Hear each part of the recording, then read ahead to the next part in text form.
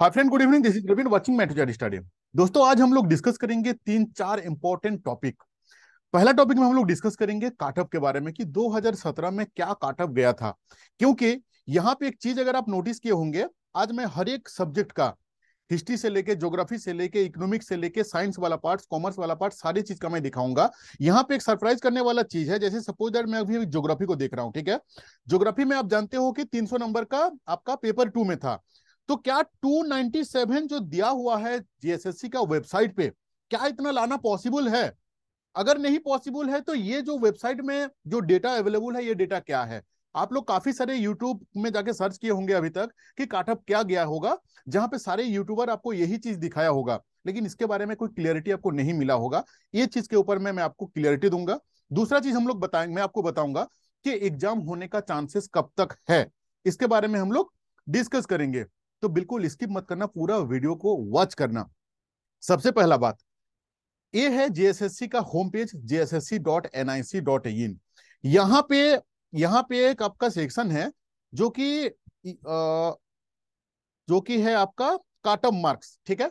जैसे ही आप काटअप मार्क्स के ऊपर में आप क्लिक करोगे, ठीक है, जैसे आप ऐसे ही काटअप मार्क के ऊपर में आप क्लिक करोगे तो ये आपके लिए आ जाएगा सारा डिटेल्स। जस्ट ए मिनट, मैं आपको दिखाता हूं सो दैट कि आप सारा चीज निकाल पाओगे।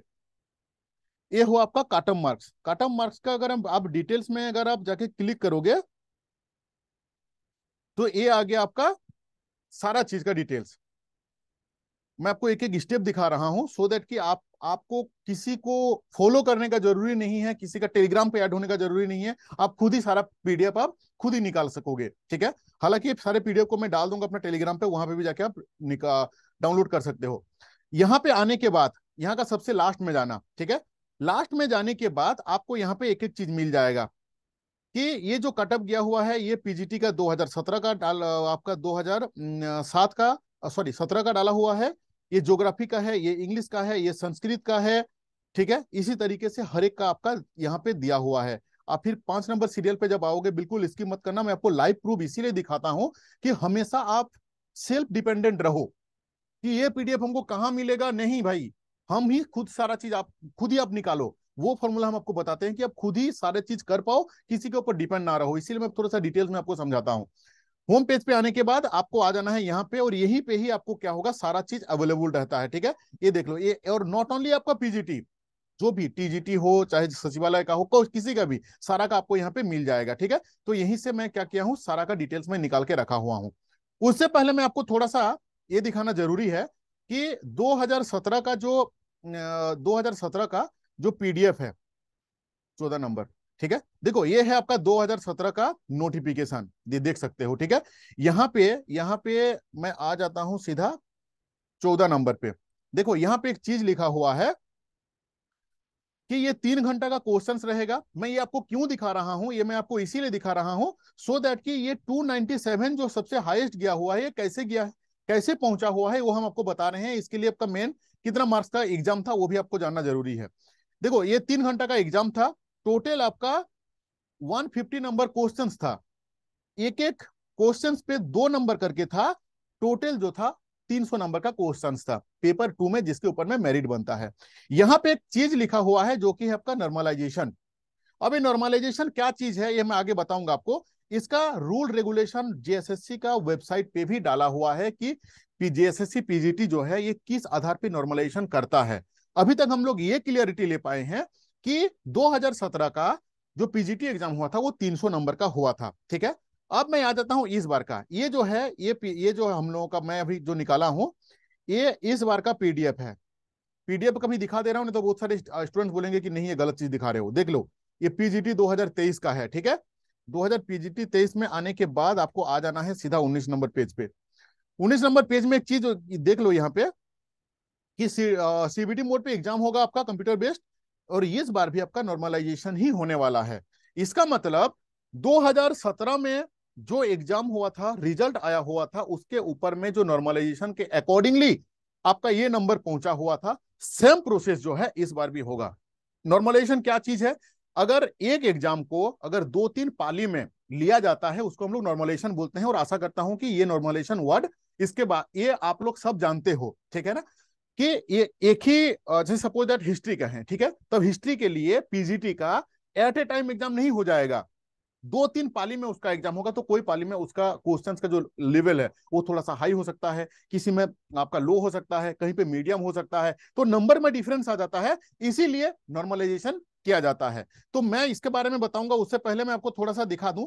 अभी हम लोग ये समझ चुके हैं अभी तक कि इस बार भी जो आपका पेपर 2 का जो मेरिट बनेगा वो नॉर्मलाइजेशन के अकॉर्डिंगली ही बनेगा। बिल्कुल इसकी मत करना, पूरा वीडियो को वॉच करना, 3-4 पॉइंट बताने वाला हूं, काफी इंपॉर्टेंट पॉइंट, ठीक है। तो ये हुआ इस बार का जो कि नॉर्मलाइजेशन के अकॉर्डिंगली होगा। ये वाला जो पीडीएफ है 2017 का जो कि नॉर्मलाइजेशन के अकॉर्डिंगली ही था, ठीक है। अभी मैं आपको थोड़ा सा दिखा देता हूं, देखो ये है आपका ज्योग्राफी 2017 का, जिसका हाईएस्ट गया हुआ है आपका 297। इसका पीडीएफ सारा का मैं डाल दूंगा, ठीक है। कैसे आपको पीडीएफ निकालना है खुद से वो भी मैं बता दिया हूं। जो नहीं निकाल पाएंगे, टेलीग्राम का लिंक दिया हुआ है डिस्क्रिप्शन बॉक्स में, वहां पे जाके ऐड हो जाओ, वहां पे मैं सारे पीडीएफ को डाल दूंगा। ये हुआ आपका यूआर का है, जो अनरिजर्व का है। ये है आपका BC1 BC2 हर एक का दिया हुआ है, ठीक है। नेक्स्ट हम देख लेते हैं थोड़ा सा संस्कृत का, 280 गया हुआ है जनरल का, ठीक है। नेक्स्ट आप देख लो इंग्लिश का 232 गया हुआ है। नेक्स्ट आप देख लो इकोनॉमिक्स का 295। भाई जो स्टूडेंट्स नॉर्मलाइजेशन क्या है नहीं जानते हैं, वो तो सोचेंगे कि चला 300 में से आपका 300 में को 300 का एग्जाम है, उसमें से how the students will get the 295, कैसे लाएगा 295, कैसे मिलेगा उसको, ठीक है ना। तो ये नॉर्मलाइजेशन के अकॉर्डिंगली ही नंबर मिला हुआ है। देखो ये है आपका जीव विज्ञान, जिसमें 294, 300 में से 294 जो कि पॉसिबल नहीं है, ठीक है। नेक्स्ट है आपका, ये देख लो, एक हिस्ट्री का है 296 का है। तो नॉर्मलाइजेशन का जो प्रोसेस रहता है वो ऑलरेडी जेएसएससी का वेबसाइट पे डाला हुआ है। तो अभी जो स्टूडेंट्स का क्वेश्चन था कि 300 में से 297 कैसे लाया हुआ था, वो आपका नॉर्मलाइजेशन प्रोसेस के लिए ही नंबर को, जो तीनों अलग अलग पाली में जो एग्जाम होता है, और किसी का नंबर मतलब एग्जाम का जो लेवल रहता है वो हाई रहता है, किसी का मीडियम रहता है, उसका लो रहता है। तो नॉर्मलाइजेशन का एक फॉर्मूला है। अगर आपको ये जानना है कि नॉर्मलाइजेशन क्या है, इसके ऊपर में एक डिटेल्स वीडियो आपको मिलना चाहिए पूरा कैलकुलेशन के साथ, तो अभी का अभी कमेंट करें कि हाँ नॉर्मलाइजेशन का एक वीडियो बनाइए, सो दैट कि जेएसएससी किस तरीके से नॉर्मलाइजेशन करता है उसका मैं एक कंप्लीट डिटेल्स वीडियो लाऊंगा। क्योंकि अगर इसमें बनाऊंगा ना तो 30 मिनट का वीडियो हो जाएगा, क्योंकि उसमें कैलकुलेशन बताया जाता है पूरा डिटेल्स में। इस वीडियो में अगर मैं, क्योंकि इसमें और भी 2-3 पॉइंट्स को मैं कवर करने वाला हूं, एग्जाम डेट और भी कुछ अदर पॉइंट है, तो ये वीडियो काफी ज्यादा लेंथी हो जाएगा। अगर आपको चाहिए कि नॉर्मलाइजेशन क्या है, कैसे जेएसएससी नॉर्मलाइजेशन को कैलकुलेट करता है, तो उसका एक वीडियो बनाने के लिए मुझे अभी कमेंट करें। अगर ज्यादा नंबर ऑफ स्टूडेंट्स का कमेंट रहेगा तो मैं उसका एक वीडियो बना दूंगा, ठीक है। तो अभी तक हम लोग ये समझ लिए कि जो स्टूडेंट्स का कॉन्सेप्ट था कि 300 में से 296 कटअप कैसे जा सकता है, तो कटअप जा सकता है, लेकिन कोई स्टूडेंट 296 नहीं लाया है, उसको नॉर्मलाइजेशन पे नंबर को ऐड करके इतना पहुंचा हुआ है। तो ये था हम लोगों का काटअप के बारे में। अभी हम बात कर लेते हैं कि इस बार काटअप का क्या जाने वाला है। देखो 2017 का अकॉर्डिंगली इस बार जो 60-40 का रेशियो है, आप जानते हो कि झारखंड का हम लोग का क्या स्थिति है। ये अगर आप पेपर प्रभात खबर, क्या कोई भी न्यूज चैनल आप ओपन कर दो, कोई भी न्यूज क्लिप को देख लो, झारखंड का क्या स्थिति है ये देख लो। जो 60-40 को रेशियो के लेके झारखंड का स्टूडेंट्स रोड पे आ चुके हैं, दिन रात स्ट्राइक कर रहे हैं, सीएम आवास का घेराव, कभी विधानसभा का घेराव, कभी झारखंड बंद, क्योंकि स्टूडेंट जो है ना वो थक चुके हैं, रिक्वेस्ट करके हाथ पैर जोड़ जोड़ के ना थक चुके हैं, कोई सुनने वाला नहीं है। इसीलिए वो खुद का हक के लिए भी लड़ रहे हैं। लड़ने के लिए ये सरकार की तरफ से इनको प्राइज मिलता है। देख लो कैसा कैसा कैसा सीन है, ये चीज आप देख लो। लेकिन अभी तक गवर्नमेंट की तरफ से कोई भी एक पॉजिटिव, कल शाम को जब 17 तारीख का जो कैबिनेट का मीटिंग था, वहां पे सारे काफी स्टूडेंट्स का एक उम्मीद था कि नहीं शायद जो 60-40 रेशियो के लेके कुछ बातचीत होगा कैबिनेट में।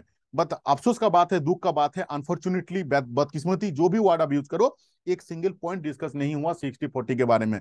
तो जो कॉन्फ्रेंस होने के बाद जितना भी, इंक्लूडिंग हम लोगों का सीएम सर को भी जब पूछा गया, तो इसके ऊपर में कोई भी क्लियरिटी आंसर वो लोग नहीं दे पाया। इसीलिए आज भी जो स्ट्राइक है वो आज भी है, कल पूरा झारखंड बंदी है। ये तो आने वाले दिन पे ही पता चलेगा कि क्या सीन हो रहा है, क्योंकि 40% ओपन मतलब एक झारखंड का स्टूडेंट है, जो कि एक जनरल कैंडिडेट है, और कोई एक अदर स्टेट का एक स्टूडेंट है, दोनों का वैल्यू सेम है। तो ये झारखंड में पैदा होकर इनका फिर क्या फायदा है। तो इसी हक के लिए स्टूडेंट्स लोग लड़ रहे हैं। आने वाले दिन पे ही पता चल पाएगा कि इसका क्या रिजल्ट है। अभी तक गवर्नमेंट की तरफ से कोई भी पॉजिटिव एक्शन नहीं है, कोई भी पॉजिटिव रेस्पॉन्स स्टूडेंट्स के लिए अभी तक का नहीं है। अगर आएगा तो हम जरूर अपना चैनल पे आपको बताएंगे।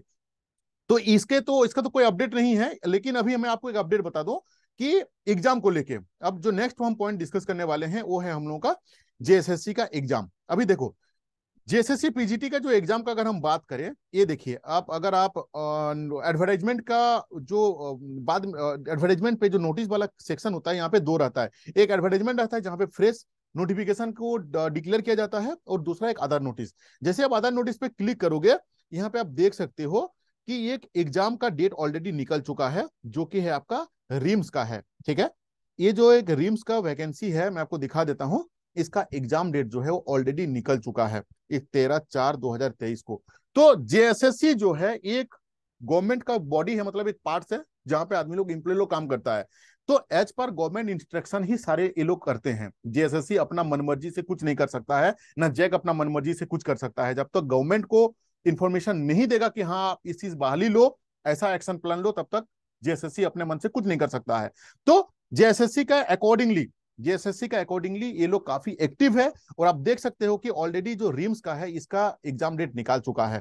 यानी कि हम लोगों का पीजीटी का भी अभी बहुत ही जल्द नहीं निकलेगा, बट इतना मान लीजिए कि आपका जो फॉर्म फिलअप चल रहा है, फॉर्म फिलअप के बाद आपको मैक्सिमम 1 से 1.5 महीना अगर मिल गया तो काफी मिल गया, नहीं तो उससे ज्यादा आपको टाइम नहीं मिल पाएगा। जुलाई तक आपका एग्जाम हो जाने का बहुत ज्यादा चांसेस है। ठीक है ना, ये झारखंड है, यहाँ पे कुछ भी बोलना, कोई भी प्रिडिक्शन काम नहीं करेगा कि क्या होने वाला है। जब जो चीज हुआ उसी समय समझिए कि वही चीज हुआ। ठीक है, तो ये था आपका एग्जाम होने का जो चांसेस है। अभी देखो, अभी एग्जाम पीजीटी का काफी स्टूडेंट्स का कॉल आता है कि सर क्या पीजीटी कैंसिल भी हो सकता है? देखो, कैंसिल भी हो सकता है, कोई ठीक नहीं है। क्यों? आप जानते हो कि ओबीसी का बहुत सारे डिस्ट्रिक्ट हैं जिनका रिजर्वेशन को खत्म कर दिया गया है। बहुत सारे जो हम लोग सब जानते हैं कि काफी जो जैसे आपका जो रीजनल लैंग्वेज का जो वैकेंसी है पीजीटी का, वो आने वाला था। कुछ कुछ सब्जेक्ट का ऑलरेडी मतलब जॉब क्रिएट हो चुका है, सारा अप्रूवल का जितना भी विभागीय स्तर का जो एक्टिविटी है वो सारा हो चुका है, लेकिन अनफॉर्चुनेटली इस बार वैकेंसी नहीं निकला हुआ है। तो उसके लिए भी हाईकोर्ट होने वाला है। काफी स्टूडेंट्स अपना कमिटी बना के वहां पे पैसा इकट्ठा कर रहे हैं, और उसके अगेंस्ट भी केस होने वाला है। और ये जो ओबीसी को अपना हक नहीं मिला हुआ है, इसके लिए भी केस हो सकता है। तो झारखंड में केस होना एक मतलब नॉर्मल चीज हो गया है। नॉर्मल क्यों? क्योंकि स्टूडेंट्स कोई भी अपना शौक से जाके केस नहीं करता है। कोई भी एक कमिटी नहीं गठित करता है पूरा झारखंड का स्टूडेंट्स को बना के, क्योंकि अपना तकलीफ को, जो ओबीसी है उसका जो जन्मसिद्ध अधिकार है वही उससे छीन लिया गया। काफी सारे डिस्ट्रिक्ट हैं जहां पे उनको जीरो कर दिया गया है। तो स्टूडेंट्स लोग लाचार होकर मजबूर होकर केस करता है, और केस अगर जाता है हाईकोर्ट में कोई भी, तो जब तक वो क्लियरिटी नहीं होता है कोई भी एग्जाम नहीं हो पाता है, पेंडिंग हो जाता है। तो आने वाले दिन पे केस होगा कि नहीं होगा वो तो आने वाले दिन पे ही पता चलेगा, लेकिन केस होने का भी चांसेस है। काफी 2-3 टीम जो है लोग अपना एक्टिविटी कर रहे हैं जो कि केस करने वाले हैं, क्योंकि उन लोगों के ऊपर नाइंसाफी हुआ, क्योंकि जो वैकेंसी निकलने वाला तो वैकेंसी नहीं निकला। दूसरा पॉइंट जो रिजर्वेशन का पॉइंट था, वो रिजर्वेशन उन लोगों को नहीं मिला है। अगर केस हो जाएगा तो फिर आपका एग्जाम जो है वो होल्ड होने का चांसेस काफी ज्यादा है। तो नॉर्मलाइजेशन का अगर आपको वीडियो चाहिए, वो वीडियो आप मुझे कमेंट करो, मैं आपको जरूर बताऊंगा। और अभी तक जिनका अपडेट चाहिए था, अभी इस वीडियो का बंद कर सकते हैं, क्योंकि अभी मैं जो आपको बताने वाला हूं वो पेपर 1 और पेपर 2 का तैयारी के बारे में। काफी ज्यादा स्टूडेंट्स का कॉल आता है कि with in very short of time हम इसको तैयारी कैसे करें। अगर आपको नहीं देखना है तो आप इस यहाँ पे वीडियो को बंद कर सकते हैं। अगर आपको मन है कि आप तैयारी कैसे करो, मेरे मेरे तरफ से कोई सजेशन अगर आपको चाहिए, तो अभी थोड़ा सा 2 मिनट के लिए देख लो, हो सकता है कि आपका थोड़ा सा हेल्प मिल जाए। देखो, हम लोग का यहाँ पे अगर हम तैयारी का बात करें, तो जेएसएससी पीजीटी का दो एग्जाम, एक पेपर 1 होता है, एक पेपर 2 होता है। पेपर 1 जो होता है वो 100 नंबर का होता है, जो कि क्वालिफाइंग मार्क्स रहता है। पेपर 1 जो होता है, कोई भी एग्जाम डेडिकेटेड एग्जाम नहीं रहता है कि हाँ ये पीजीटी के लिए पेपर 1 है, क्योंकि कल के तारीख में आपका टीजीटी निकलेगा, पीआरटी निकलेगा, सचिवालय निकलेगा, दारोगा निकलेगा, हर एक जगह में आपका पेपर 1 रहेगा। तो पेपर 1 जो रहता है कोई भी एग्जाम के लिए डेडिकेटेड नहीं रहता है कि हाँ ये पेपर 1 ही है उसका इसी एग्जाम के लिए। ठीक है, तो पेपर 1 का अगर हम बात करें, 100 नंबर में से आपका 40 नंबर जो रहेगा वो हिंदी से रहेगा। ठीक है, 40 नंबर जो रहेगा वो हिंदी से रहेगा, हिंदी में से 20 नंबर आपका अनसीन पैसेज से रहेगा, और 20 नंबर जो रहेगा वो हिंदी ग्रामर से रहेगा। रेस्ट 60 अगर नंबर का अगर हम बात करें, जहां पे आपका इंटरनेशनल जीके से लेके, नेशनल जीके से लेके, झारखंड का जीके से लेके, सामान्य ज्ञान से लेके, सामान्य विज्ञान से लेके, आपका हिंदी रीजनिंग रहेगा, मैथ्स रहेगा, कंप्यूटर रहेगा, मतलब दुनिया जहान डाल दिया है। अगर एक ए ग्रेड का स्टूडेंट्स, जो कि काफी अच्छे स्टूडेंट्स होते हैं, जिनका आईक्यू बहुत ही तगड़ा है, वो भी अगर बहुत अच्छी तरीके से तैयारी करेंगे तो कम से कम 1 साल लगेगा उनको भी पेपर 1 का तैयारी करने के लिए।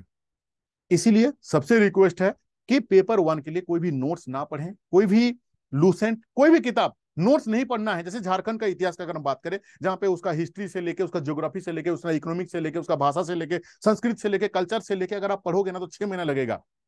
उसके बाद भी अनलिमिटेड क्वेश्चंस रहता है। तो कोई भी किताबी को, कोई भी नोट्स ना पढ़ें पेपर 1 के लिए, फिर आप फंस जाओगे, आपका पेपर 2 मार खा जाएगा, क्योंकि पेपर 2 से आपको नौकरी मिलेगा। तो अभी आप सोच रहे हो कि करना क्या है।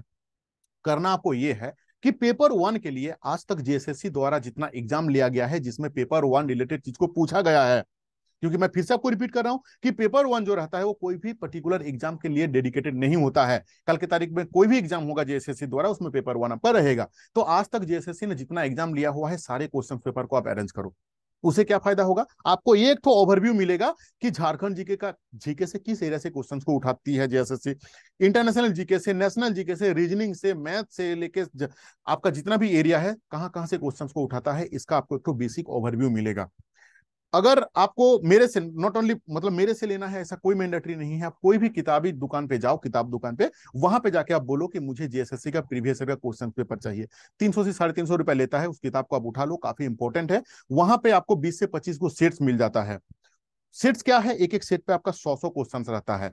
अगर आप 25 को सेट्स भी देख लोगे ना तो 2500 क्वेश्चन है। 2500 क्वेश्चन कौन सा है, ये 2500 क्वेश्चन वो है जो ऑलरेडी ना जेएसएससी ने अपना डिफरेंट एग्जाम पे ले चुका है। उससे आपको ये पता चलेगा कि क्वेश्चन किस तरीके से पूछा जाता है।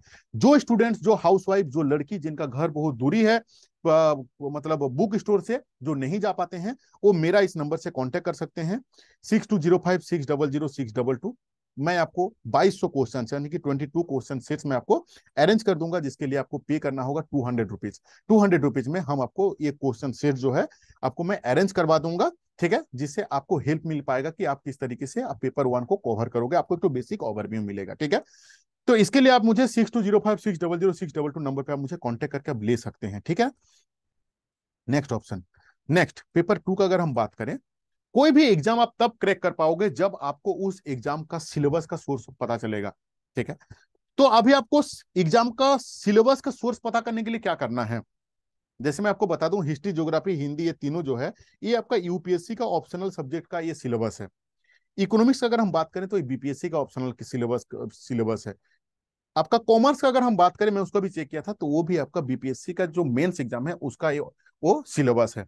तो अगर आप साइंस बैकग्राउंड से हैं तो आप एक क्या करो, आप ना आपका जो सिलेबस है उसको वर्ड पे, उसको गूगल लेंस से उसका वर्ड को आप फिल्टर करो, मतलब वर्ड को निकाल लो और उसको डायरेक्ट जाके आप पेस्ट करो गूगल पे। देखना वो जो जिस एग्जाम रिलेटेड होगा वो आपको रिडायरेक्ट कर देगा उसी उसी का वेबसाइट पे। तो आपको पता चल जाएगा कि मेन सोर्स क्या है इस एग्जाम का, ये जो सिलेबस है इसका मेन सोर्स क्या है। जब तक आपको मेन सोर्स नहीं पता चलेगा आप तैयारी सही से नहीं कर पाओगे, ठीक है ना। तो जिन स्टूडेंट को चाहिए कि नहीं, जब ये आपका यूपीएससी लेवल का कंटेंट है, यूपीएससी ही इसका सोर्स है, जब तक आप यूपीएससी लेवल कंटेंट को नहीं पढ़ पाओगे। दूसरा चीज ना, पेपर 2 का कोई भी शॉर्टकट ट्रिक काम नहीं करेगा, क्योंकि ये कंप्लीटली यूपीएससी लेवल का ही चीज है। आपको डिटेल्स पढ़ना होगा, आपके पास टाइम रहे चाहे ना रहे वो तो अलग मैटर है, बट अगर आप उसको अच्छे तरीके से नंबर से आप क्वालिफाइड करना चाहते हो तो आपको डिटेल्स स्टडी करना पड़ेगा। डिटेल्स स्टडी के लिए आपको कंटेंट मिलना जरूरी है, ठीक है।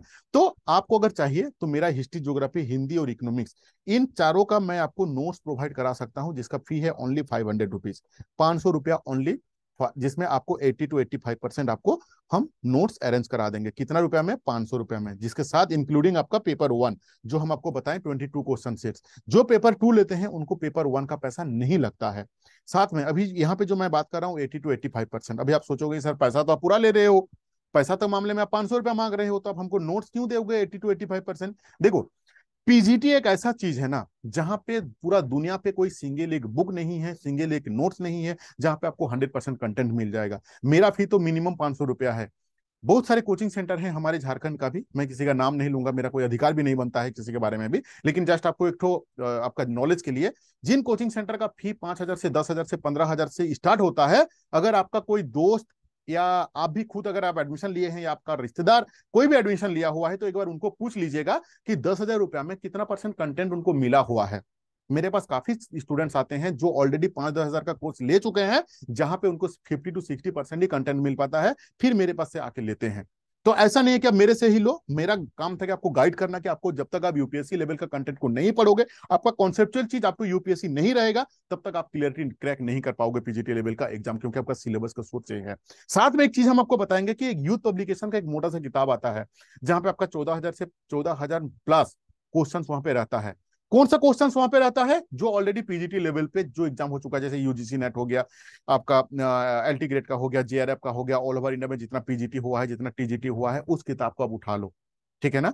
उस किताब को आप उठा लो। जो जिस स्टूडेंट को ये नहीं समझ में आ रहा कि वो किताब क्या है, मुझे व्हाट्सअप करना कि सर आप जो नोट्स वीडियो में बताए थे कोई किताब के बारे में, यूथ पब्लिकेशन का, उसका फोटो भेज दीजिए, हम आपको फोटो भेज देंगे। उसको जाके ले लो, उसका 500 से 600 रुपया दाम है। जिंदगी में जब पीजी बीएड कर चुके हो, इतना टाइम दे चुके हो, तो मिनिमम फी के लिए मत पीछे हटो।